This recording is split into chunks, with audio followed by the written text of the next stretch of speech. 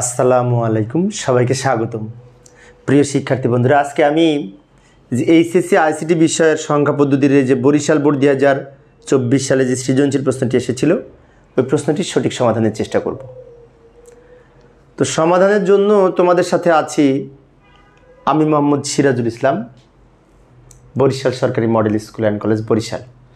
চলো শুরু করা যাক। প্রথমে প্রশ্নটা দেখে নিই, প্রশ্নে কি বলা আছে। এই যে প্রশ্নে এখানে উদ্দীপকের একটি ছক আকারে উদ্দীপক দেওয়া আছে। এখানে ছকে ফলের নাম আর মূল্য তালিকা দেওয়া আছে। যেমন আপেলের মূল্য দশমিকে দেওয়া আছে, কমলার মূল্য অক্টালে দেওয়া আছে, নাশপাতির মূল্য হেক্সাডেসিমেলে দেওয়া আছে, ড্রাগনের মূল্য বাইনারিতে দেওয়া আছে। এই চার ধরনের চারটা সংখ্যা আছে। তো আমরা উদ্দীপকের আলোকে গ এবং ঘ নং প্রশ্নের উত্তর লিখব, তাই না? ক খ এই দুটো কিন্তু উদ্দীপক ছাড়াই উত্তর দেওয়া যায়। ক নম্বরে বলেছে এনকোডার কি। তো এনকোডার হচ্ছে সাধারণত একটি বৈদ্যুতিক বর্তনী, যার কাজ হচ্ছে মানুষের বোধগম্য ভাষাকে কম্পিউটারের ভাষায় ব্যবহৃত বোধগম্য ভাষায় রূপান্তর করা। এইভাবে আমরা লিখতে পারি। এই যে লিখে দেখাচ্ছি, মনে থাকবে। যে বর্তনী মানুষের বোধগম্য ভাষাকে কম্পিউটারের ব্যবহৃত ভাষায় রূপান্তর করে তাকে এনকোডার বলে, অর্থাৎ বাইনারি কোডে রূপান্তর করে। এনকোডারের কাজ হচ্ছে বিভিন্ন মানুষের বোধগম্য ভাষাকে বাইনারি কোডে রূপান্তর করে। বাইনারি কোড ছাড়া কম্পিউটার তো অন্য কোনো কোড বোঝে না, তাই না? তো বাইনারি ভাষায় রূপান্তর করে, অর্থাৎ সেই জন্য বলা হচ্ছে কম্পিউটারের ভাষায় রূপান্তর করে এনকোডার। এটি চিত্র আকারে দিলে ভালো হতো। মানুষের ভাষা এনকোডারের মাধ্যমে এই কম্পিউটারের ব্যবহৃত ভাষায় রূপান্তর করা হয়। তো এইভাবে আমরা ক নাম্বারের উত্তর লিখতে পারি, এনকোডার কি, তাই না? আচ্ছা, যেমন আরেকটু উদাহরণ দিতে পারি। এ মানুষের বোধগম্য একটি ভাষা। তো এটা এনকোডার কি করবে? এ অক্ষরটাকে কোডে রূপান্তর করবে। আর এর জন্য নির্ধারিত অ্যাসকি কোড হচ্ছে এই যে এই বাইনারি সংখ্যাটি, 65 বাইনারি মান। এর জন্য অ্যাসকি কোড, এটা আমরা অ্যাসকি কোড তো পড়ছি, অ্যাসকি কোড বিসিডি কোড পড়ছি না? আচ্ছা, তো অ্যাসকি কোডে 65 যেটা বাইনারি মান, সেটা কিন্তু বড় হাতের এর কোড, নির্ধারিত কোড। তাহলে এ অক্ষরটাকে যে কোডে পরিণত করে কম্পিউটারে সংরক্ষণ করবে যে সার্কিট, তার নাম এনকোডার। এখন অনেক শিক্ষার্থী মনে হতে পারে 1 মার্কসের জন্য এত কিছু লেখা লাগবে না, 1 মার্কসের জন্য এইটুকু লিখলে হবে, এইটুকু অথবা এইটুকু। আমি মূলত একটু ব্যাখ্যা দিলাম যাতে ভালো মতো বুঝতে পারে। আবার উদ্দীপকে ফিরে যাব। খ নাম্বারে কি বলেছিল প্রশ্নে, লক্ষ্য করি। খ নাম্বারে বলেছে ইউনিকোড একটি আলফা নিউমেরিক কোড, ব্যাখ্যা করো। তো আলফা নিউমেরিক কোড কি সেটাকে জানা উচিত। আলফা নিউমেরিক কোড হচ্ছে যে সমস্ত কোড ব্যবহার করে, যে কোড ব্যবহার করে সংখ্যা, অক্ষর, বিভিন্ন বিশেষ প্রতীক সব কিছু লেখা যায়, গাণিতিক প্রতীক সব লেখা যায়, একে আলফা নিউমেরিক কোড বলে। এখন ইউনিকোড ব্যবহার করে আমরা অক্ষর লিখতে পারি, সংখ্যা লিখতে পারি, বিভিন্ন গাণিতিক প্রতীক লিখতে পারি, সেজন্য ইউনিকোডকে আলফা নিউমেরিক কোড বলে। এই যে মুখে বললাম, এটা একটু ব্যাখ্যা লিখব, মুখে বললে মনে থাকে না। এই যে কোড ব্যবহার করে অক্ষর, জ্যোতিচিহ্ন, গাণিতিক সংখ্যা, গাণিতিক প্রতীক লেখা যায় তাকে আলফা নিউমেরিক কোড বলে। সেক্ষেত্রে ইউনিকোড অবশ্যই একটি আলফা নিউমেরিক কোড, কারণ ইউনিকোডে সারা বিশ্বের ভাষাকে লেখা যায়। সারা বিশ্বের প্রায় সব ছোটো বড়ো ভাষা একত্রে লেখার জন্য এই ইউনিকোড ব্যবহার হয়েছে। তো ইউনিকোডে বিভিন্ন ভাষার প্রতীক লিখি, সংখ্যা লিখি, অক্ষর লিখি, বিভিন্ন জ্যোতিচিহ্ন লিখি না? তো সব কিছু তো লিখতে পারি, সেজন্য ইউনিকোডকে বলা হয় এই আলফা নিউমেরিক কোড। তাই ইউনিকোডকে বলা হয় আলফা নিউমেরিক কোড। সবার শেষে যে ইউনিকোডকে বলা হয় আলফা নিউমেরিক কোড। এখন ইউনিকোডের সম্পর্কে আরও আমি এতে 2টা বাক্য লিখেছি ইউনিকোডের বৈশিষ্ট্য সম্পর্কে। ইউনিকোড হচ্ছে 16 বিটের কোড।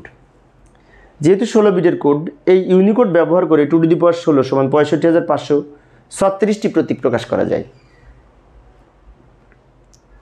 এইভাবে আমরা খ নাম্বারের উত্তর লিখতে পারি। এখানে মূলত ইউনিকোডের মাধ্যমে আমাদের এইটুকু মেন ব্যাখ্যা, এই প্রথম এইটুকু। আর নিচে আর একটু বিস্তারিত লিখেছি, যেহেতু 2 মার্কসের প্রশ্ন, সেই জন্য। আবার উদ্দীপকে ফিরে যাব। উদ্দীপকের গ নাম্বার করব। এই গ নাম্বার সমাধানের জন্য এবার কিন্তু উদ্দীপক পড়া লাগবে। গ নাম্বারে বলেছে চার্ট থেকে অ্যাপেল এবং কমলার মূল্য যোগফল বাইনারিতে প্রকাশ করো। দারুণ একটি প্রশ্ন। বলছে অ্যাপেল আর কমলা দুইটার মূল্য যোগ করে যা হয় সেটার বাইনারি করতে হবে। তো এটা 2টা ভাবে করা যায়। একটা হচ্ছে এই অ্যাপেলের মূল্য দেয়া আছে অক্টালে, অ্যাপেলের মূল্য দেয়া আছে দশমিকে, আর কমলার মূল্য দেয়া আছে অক্টালে। এই দুটো যোগ করতে হবে। এখন দশমিকের সাথে অক্টাল যোগ করা যাবে না, তাহলে উপায়টা কি? উপায় হচ্ছে সবচেয়ে সহজ যেটা পদ্ধতি সেটা হচ্ছে এই যে কমলার মূল্য 32.2, এইটা তো অক্টাল, এটাকে দশমিকে রূপান্তর করব। আর উপরেটা তো দশমিক আছেই, তারপরে 2 দশমিক একসাথে যোগ করব, যোগ করে যা হবে সেটাকে আবার বাইনারিতে প্রকাশ করব। এটা করা যায় সহজ পদ্ধতিতে। তো যাই সমাধানের চেষ্টা করি। তো প্রথমে আমরা যে কমলার মূল্য যে দেওয়া আছে, কমলার মূল্য 32.2, ওইটাকে দশমিকে রূপান্তর করব। কারণ অ্যাপেলের মূল্য যেটি দেওয়া আছে ওটা তো দশমিক আছেই, তাই ওটাকে আর দশমিকে রূপান্তর করার দরকার হবে না। কিন্তু কমলার মূল্য দেওয়া আছে অক্টালে, এটাকে দশমিকে রূপান্তর করতে হলে আমরা জানি যে অক্টাল থেকে দশমিক করার জন্য এই অক্টালের প্রত্যেককে ভিত্তি 8 দ্বারা গুণ করব। যেমন 3 লিখব, 3কে বেজ 8 দ্বারা গুণ করব, আবার যোগ চিহ্ন দিব। 2 লিখব, 2কেও ভিত্তি 8 দ্বারা গুণ করব, আবার প্লাস চিহ্ন দিব। এই 2 লিখব, 2কেও এই ভিত্তি 8 দ্বারা গুণ করব। কিছুই না, আমরা প্রত্যেকটাকে 8 দ্বারা গুণ করেছি। এখন অনেক শিক্ষার্থীর মনে হতে পারে যে পয়েন্ট আছে, পয়েন্ট যেখানে ছিল সেখানে প্লাস দিয়েছি। এটা পয়েন্টের আগের অংশ, এটা পয়েন্টের পরের অংশ। কারণ পয়েন্টের আগের অংশ আর পরের অংশ দুটো যোগ করে উত্তর হয়, সেজন্য পয়েন্ট যেখানে ছিল সেখানে এক লাইনে যেহেতু লিখেছি এখানে প্লাস দিয়েছি। এখন অনেকের মনে হতে পারে পয়েন্টটা গেল কোথায়? পয়েন্ট এমনি আসবে এখানে কিছুক্ষণ পরে, সমাধান করে আমরা পাব। এবার পাওয়ার লিখব। তো পাওয়ার লেখার সময় পয়েন্টের পরে এগুলোতে মাইনাস দিব, আর পয়েন্টের আগে এখানে শূন্য থেকে হবে। যেমন এখানে লক্ষ্য করি 0 1, এখানে 0, এখানে 1, আর এখানে -1। আবার বলি, পয়েন্ট লেখার সময় এই যে পূর্ণ সংখ্যা যেটা এখান থেকে এইটুকু, এখানে 0 1 লিখব। 0 1 2 3 এইভাবে বাম দিকে চলে আসবে পূর্ণ সংখ্যার ক্ষেত্রে, মানে পয়েন্টের আগের সংখ্যা। আর পয়েন্টের পরে -1 -2 -3 মাইনাস হতে চলে যাবে। এবার আমরা সরল করব। 8কে পাওয়ার 1 করে 8টাকে 3 দিয়ে গুণ করলে 3 8 24, যোগ 8কে পাওয়ার 0 করে 1 হয়, তাকে 2 দিয়ে গুণ করলে 2 1 2, যোগ 8কে -1 পাওয়ার করে যা হয় তাকে 2 দিয়ে গুণ করলে এই সংখ্যাটি পাবো। এটা ক্যালকুলেটর দিয়ে করবো আমরা। 8কে -1 পাওয়ার করব, যা হবে তাকে 2 দিয়ে গুণ করলে এই সংখ্যাটি পাবো। এখন যোগ করব, 26.25 হবে। এই সব যোগ করলে এই সংখ্যাটি হয়। ব্র্যাকেট দিয়ে ভিত্তি হিসেবে 10 লিখব, কারণ এটি দশমিক সংখ্যা। এখন আমাদের প্রশ্নে কি বলেছিল? প্রশ্নে বলেছিল অ্যাপেল এবং কমলার মূল্যের যোগফল বাইনারিতে প্রকাশ করো। তো কমলার মূল্য আমরা পেলাম 26.25 দশমিকে। আবার অ্যাপেলের মূল্য কিন্তু দশমিকে প্রশ্নে দেওয়া আছে, তাহলে অ্যাপেলের মূল্য যে দশমিকে প্রশ্নে দেওয়া আছে তার সাথে এটা যোগ করব। এই যে লক্ষ্য করি, অ্যাপেল এবং কমলার মোট মূল্য হবে, এটা হচ্ছে অ্যাপেলের মূল্য 12.75, 12.75, এটা হচ্ছে অ্যাপেলের মূল্য প্রশ্নে দেওয়া আছে। এর সাথে যোগ করব এটা, সমান দিয়ে কত হবে? যোগফল হবে 39। তাহলে এই যে 39 পেলাম, এটা হচ্ছে 10 ভিত্তিক দশমিক সংখ্যা মোট, অর্থাৎ আপেল এবং কমলার মোট মূল্য এত টাকা। এখন আমাদের প্রশ্নের উত্তর কিন্তু এটা চাইনি, প্রশ্নের উত্তরে চেয়েছে মোট মূল্যকে বাইনারিতে প্রকাশ করো। দ্যাট মিন্স এইটাকে আবার বাইনারিতে রূপান্তর করব। এখন দশমিক থেকে বাইনারিতে আমরা করতে পারি, বারবার 2 দ্বারা ভাগ করব, তাই না? তো যাই, এই সংখ্যাটিকে এখন বাইনারিতে রূপান্তর করব। এখানে জায়গা নাই, পরের পেজে যাই।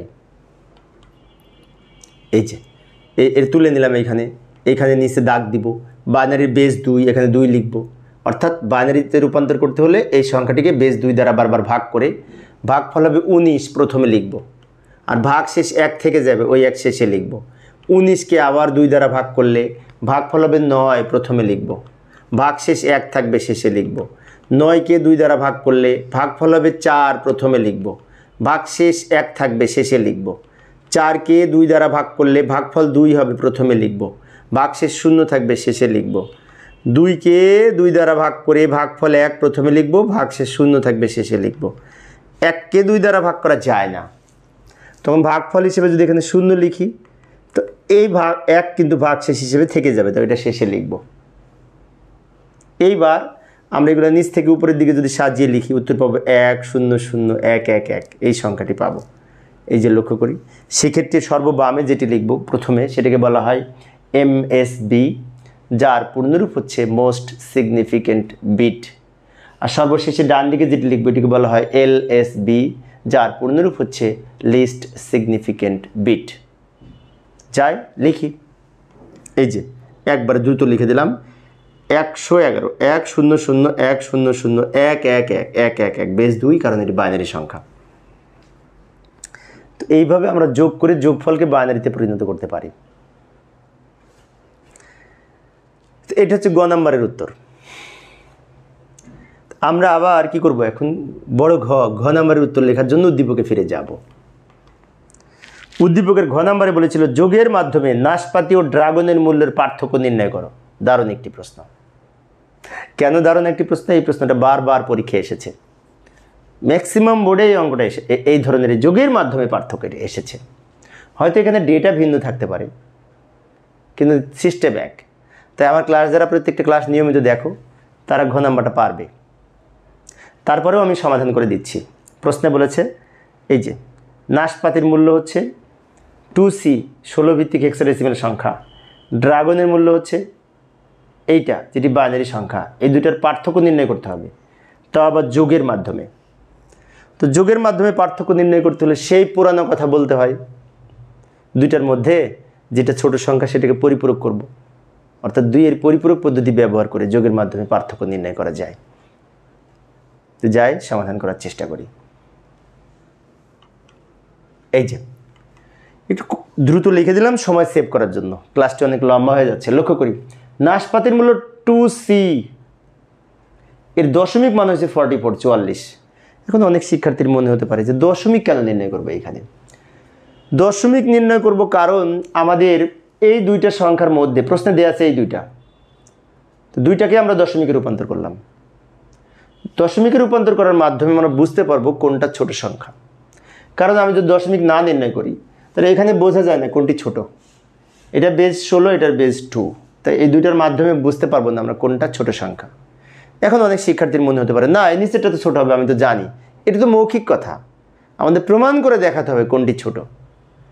আর ছোট সংখ্যাটা প্রমাণ করার জন্য এটার দশমিক মান এখানে লিখলাম, এটার দশমিক মান এখানে লিখলাম। এখন আবার অনেক শিক্ষার্থী প্রশ্ন করতে পারে আমাকে যে দশমিক মানটা কোথায় পেলাম? এটা আমরা ক্যালকুলেটর ব্যবহার করে বের করে নিতে পারি।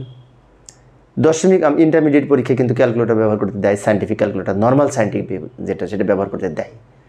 আর ক্যালকুলেটর ব্যবহার করে কিভাবে বিভিন্ন অঙ্কের সমাধান করা যায়, আমার এই চ্যানেলে কিন্তু প্লেলিস্ট আছে একটা আলাদা, ক্যালকুলেটর ব্যবহার করে বিভিন্ন অঙ্কের সমাধান।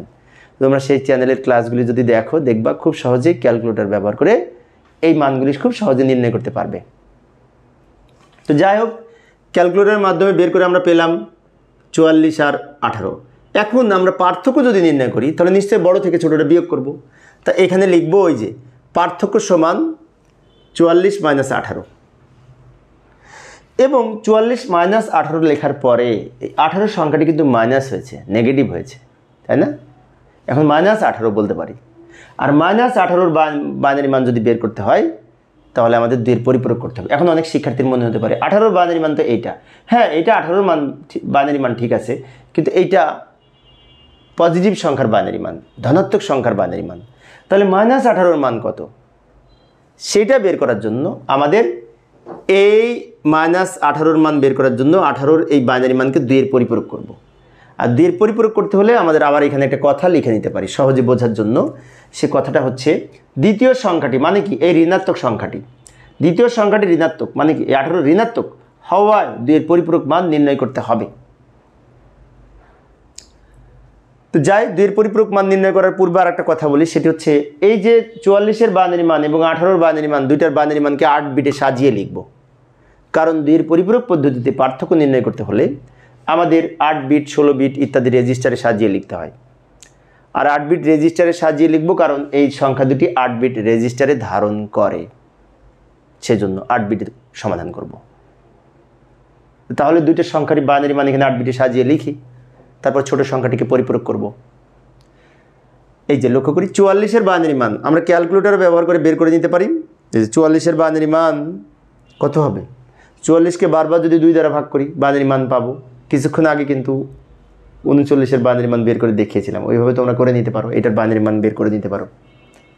আমি গ নাম্বারে দেখিয়েছি কীভাবে বাইনারি মান বের করতে হয়, আবার ক্যালকুলেটরও বের করতে পারি। তো এটার মাধ্যমে যদি ক্যালকুলেটরের এই ব্যবহার করে বের করতে চাই, তাহলে এই বাইনারি মানটি হবে, এই যে এই সংখ্যাটি হবে 1 2 3 4 5 6টা বিট। 6 বিটের বাম পাশে আরও 2টা শূন্য দিয়ে 8 বিট তৈরি করে নিলাম, এবং এটাকে বলা হয় 8 বিট প্রকৃত মান বা 8 বিট রেজিস্টারে সাজিয়ে লেখা। আবার 18-র মান বাইনারি মানকেও আমরা 8 বিটে সাজাবো। এখন 18 বাইনারি মান কিন্তু প্রশ্ন দেওয়া ছিল। আবার 18-র বাইনারি মান যদি ক্যালকুলেটরেও বের করি তাও কিন্তু এটাই পাবো, 10011, এই যে এইটা। আমি দ্রুত লিখে দিলাম সময় সেভ করার জন্য। এইটা এই যে প্রশ্ন দেওয়া ছিল, এই 18-র বাইনারি মান। এখন এখানে তো 5টা বিট হয়, তাই বাম দিকে আরও 3টা শূন্য দিয়ে 8 বিট তৈরি করে নিব। 2টা সংখ্যাকে 8 বিট রেজিস্টারে সাজিয়ে লিখলাম। এখন অনেক শিক্ষার্থীর মনে হতে পারে এইভাবে কি সাজিয়ে লিখবো আমরা? হ্যাঁ, অবশ্যই সাজিয়ে লিখবো, কারণ এটা 4 মার্কসের জন্য প্রশ্ন। তাই যে যত সুন্দরভাবে প্রেজেন্ট করতে পারবে সে তত ভালো মার্কস পাবে। শর্টকাট করলে অনেক সময় শিক্ষক শর্টকাট নম্বর দেয়, সেজন্য এভাবে বিস্তারিত ধাপে ধাপে আমরা লিখব, সুন্দর করে নোট করে রাখবো। আচ্ছা, এইবার আমরা কি করব? এইবার এই ছোট সংখ্যাটিকে পরিপূরক করব। তার জন্য এই যে 18কে প্রথমে যে 8 বিট বাইনারি মান যেটি পেয়েছি ওটা লিখে নিই। কিছুক্ষণ আগে 8 বিট বাইনারি মান যেটি সাজিয়েছিলাম ওটা এখানে নিয়ে আসলাম, এবং এই 8 বিট বাইনারি মানের বাম দিকের এই বিটকে চিহ্ন বিট বলে। চিহ্ন বিট শূন্য হলে সংখ্যাটি প্লাস সংখ্যা হয়, চিহ্ন বিট যেহেতু শূন্য তাই এটি +18 বলতে পারি। এবার এখান থেকে 1-এর পরিপূরক করব। 1-এর পরিপূরক করবো, এটাকে উল্টিয়ে লিখব। উপরে শূন্য থাকলে নিচে 1 হবে, উপরে 1 থাকলে 0 হবে, 0 থাকলে 1 হবে, 1 থাকলে 0 হবে, 0 থাকলে 1 হবে। এই যে মান পেলাম এটাকে বলা হয় 1-এর পরিপূরক মান, এবং এই 1-এর পরিপূরক মানের সাথে 1 যোগ করব। যোগ করে আমরা এইখানে যে মান পাবো সেটাকে বলা হবে 2-এর পরিপূরক মান। যোগ করি, এই যোগ কিন্তু বাইনারি যোগ। আর বাইনারিতে আমরা এইভাবে বলতে পারি 1 আর 1 যোগ করে 10 বলতে পারি। কেন বলতে পারি? 1 আর 1 যোগ করে 2, 2-এর বাইনারি 10। তো আমরা 1 আর 1 যোগ করে যদি 10 বলি তাহলে যোগ করা সহজ হয়, সেজন্য। আবার অন্যভাবে করা যায়, 1 আর 1 2, 2 থেকে 2 বিয়োগ করে 0 হয়। এই যে 2 থেকে 2 বিয়োগ করলাম, 2 ভিত্তিক সংখ্যা, সেই জন্য। তো 2 থেকে 2 বিয়োগ করে লেখাটা শিক্ষার্থীদের কাছে এটা জটিল মনে হয়, কিন্তু আমি যদি একটু মনে রাখি 1 আর 1 যোগ করে 10 তাহলে খুব সহজ হয়। সেজন্য আমি বলে থাকি 1 আর 1 যোগ করে 10, 10-এর 0, হাতে থাকে 1, সে হাতের 1 আর 0 যোগ করে 1। এবার হাতে কোনো সংখ্যা নাই, এই 1 লিখব, এই 1 লিখব, এই 0 লিখব, এই 1গুলো সব লিখব। অর্থাৎ এই লাইনের সাথে 1 যোগ করে এটা পেলাম, এটা -18-র বাইনারি মান। অনেক শিক্ষার্থীর মনে হতে পারে -18 হবে কেন? কারণটা কি? কারণ হচ্ছে এই যে কিছুক্ষণ আগে বললাম প্রথম বিটকে চিহ্ন বিট বলে 8 বিট রেজিস্টারের। সেখানে চিহ্ন বিটটা 0 হলে যেমন সংখ্যাটি প্লাস সংখ্যা হয়, চিহ্ন বিট 1 হলে সংখ্যাটি মাইনাস হয়। চিহ্ন বিট মানে প্লাস মাইনাস চিহ্ন নির্ধারণকারী বিট। 0 থাকলে 1, আর চিহ্ন বিট 1 হলে সংখ্যাটি ঋণাত্মক হয়। তাহলে এখানে যেহেতু চিহ্ন বিট 1 তাই সংখ্যাটি -18 হয়েছে। এইবার এই যে -18-র বাইনারি মান পেলাম, এইটার সাথে ওই যে আর একটা সংখ্যা ছিল না 44, বড় সংখ্যাটি 44, নাশপাতির মূল্য। 44-এর সাথে এখন এটা যোগ করব, এই মাইনাসের মানটা ওই +44-এর সাথে যোগ করব। তো যাই, আর একটু বাকি আছে, সেটুকু সমাধান করি। এখানে জায়গা নাই, পরে পেজে যাই। এই যে যোগের মাধ্যমে পার্থক্য এবার আমরা নির্ণয় করব। এখানে 44-এর বাইনারি মানে এই সংখ্যাটি আমরা ক্যালকুলেটর ব্যবহার করে কিছুক্ষণ আগে বের করেছিলাম, এবং বামে 2টা শূন্য অতিরিক্ত দিয়ে 8 বিট তৈরি করে নিলাম, তাই না? আর -18-র বাইনারি মান কত? কিছুক্ষণ আগে 2-এর পরিপূরক করে বের করলাম, ওই -18-র বাইনারি মানটা এখানে লিখব। ওই কিছুক্ষণ আগে যা বের করলাম ওইটা এখানে লিখে দিলাম। একটু দ্রুত লিখলাম সময় সেভ করার জন্য। এবার যোগ করব। এখানে কি বলেছে? যোগের মাধ্যমে পার্থক্য, মানে কি যোগ আছে আবার পার্থক্য আছে, যোগের মাধ্যমে পার্থক্য। অর্থাৎ এই দিকে 2টার পার্থক্য লিখব, এই দিকে 2টার পার্থক্য লিখব, আর ওদিকে আবার যোগ করব, তাই বলা হয়েছে যোগের মাধ্যমে পার্থক্য। যোগ করি, বাইনারি যোগ। 1 আর 0 0 যোগ করে 0 হবে, হাতে কোনো সংখ্যা নাই।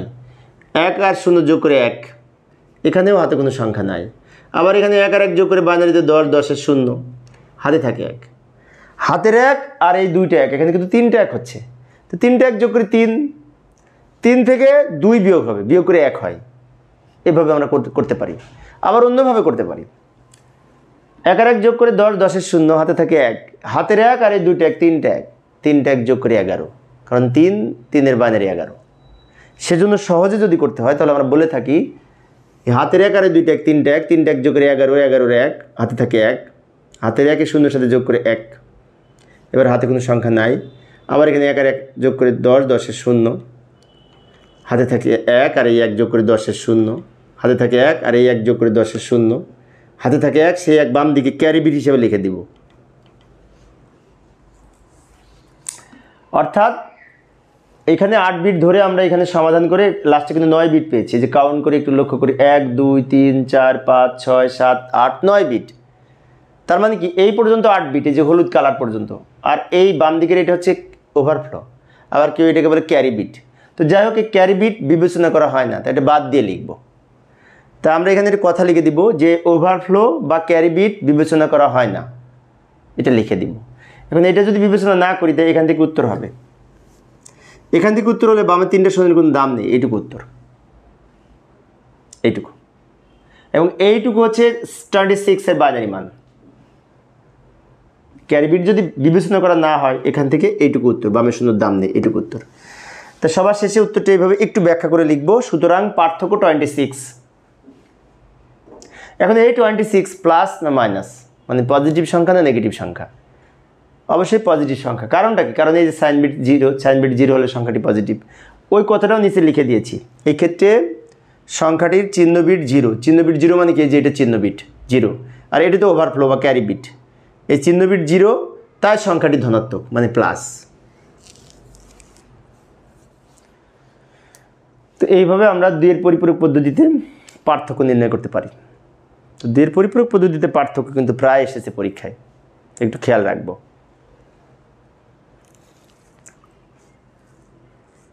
তো প্রিয় শিক্ষার্থী বন্ধুরা, এই ছিল আমার আজকের আলোচনার বিষয়। তো পরের ক্লাসে কি করবো একটু দেখে যাই। দিনাজপুর বোর্ড 2024 সালে যে সৃজনশীল প্রশ্নটি এসেছিল, ওই প্রশ্নটির সঠিক সমাধান করার চেষ্টা করব। দেখার আমন্ত্রণ রইল। পরিশেষে সবাই ভালো থাকবে এবং সুস্থ থাকবে, এই কামনায় খোদা হাফেজ।